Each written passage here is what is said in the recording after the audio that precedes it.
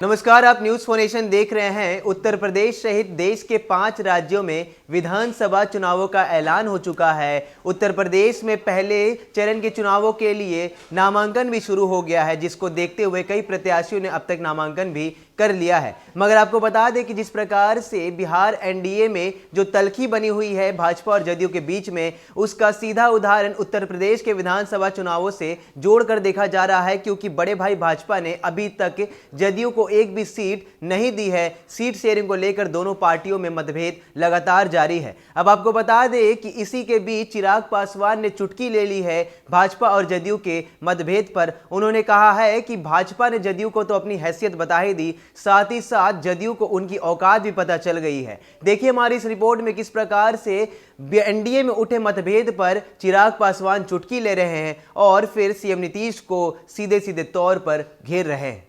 बिहार के कम से कम 5 राजनीतिक दल अब उत्तर प्रदेश के विधानसभा चुनाव में अपनी किस्मत आजमाने को तैयार हैं। भाजपा के साथ सीट बंटवारे पर बात नहीं बनने के बाद जनता दल यूनाइटेड अब अकेले दम पर यूपी में चुनाव लड़ने की तैयारी कर रहा है। इसके अलावा बिहार की राजनीति में सक्रिय कांग्रेस, विकासशील इंसान पार्टी और लोजपा ने यूपी में चुनाव लड़ने की पूरी तैयारी कर रखी है। यूपी चुनाव के लिए भाजपा और जदयू के बीच तालमेल नहीं हो पाने पर चिराग पासवान ने भी चुटकी ले ली है।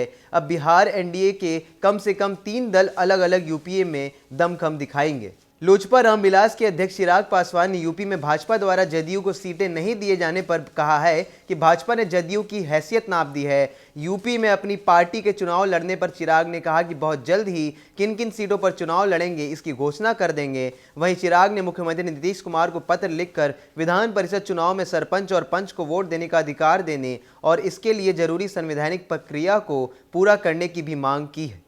तो भले ही चुनाव उत्तर प्रदेश में हो रहे हो, मगर आपको बता दें कि बिहार की जितनी भी लोकल्स पार्टी हैं, कम से कम 5 लोकल्स पार्टी वो उत्तर प्रदेश में अपना दमखम दिखाएंगी और 5 में से 3 ऐसी पार्टियां हैं जो कि एनडीए का हिस्सा रहती है। और साफ हो गया है कि एनडीए में फिलहाल अभी तक कोई भी सीट शेयरिंग नहीं हो पाई है, जिसको देखते हुए ये तीनों पार्टियां अपने अपने दम पर चुनाव लड़ेंगी। मगर देखने वाली बात ये जरूर होगी कि जिस सीट से भाजपा प्रत्याशी उतारती है कि क्या वहां से कोई लोकल पार्टी अपने प्रत्याशी को उतारती है कि नहीं। यथार्थ सीधे वाली बात यही है कि भाजपा के खिलाफ कोई एनडीए के सहयोगी दल का प्रत्याशी उतरता है कि नहीं, यही सबसे बड़ी खबर है।